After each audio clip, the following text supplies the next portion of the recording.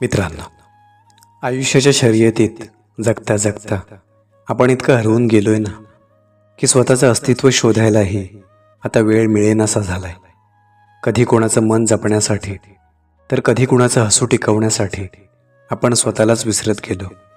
पण लक्षात ठेवा, आरशात दिसणारा तो चेहरा तुमचा आहे, जगासाठी बदललेला मुखवटा नाही. ज्या दिवशी स्वतःसाठी जगायला शिकाल त्या दिवशी जगाला तुमची किंमत कळेल. आजवर सगळ्यांसाठी धावलात, आता एकदा स्वतःसाठी थांबून बघा, कारण काळजात धडधडणारं हृदय तुमचं आहे, लोकांच्या कमेंट्सवर चालणारं मशीन नाही.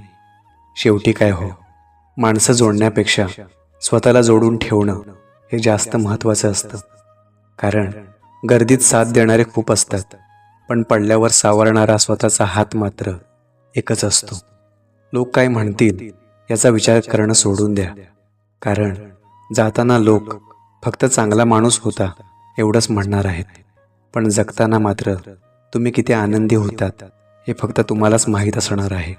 त्यामुळे हसा, जगा आणि स्वतःचं अस्तित्व असं निर्माण करा की तुमच्या गैरहजेरीतही तुमची उणीव भासली पाहिजे.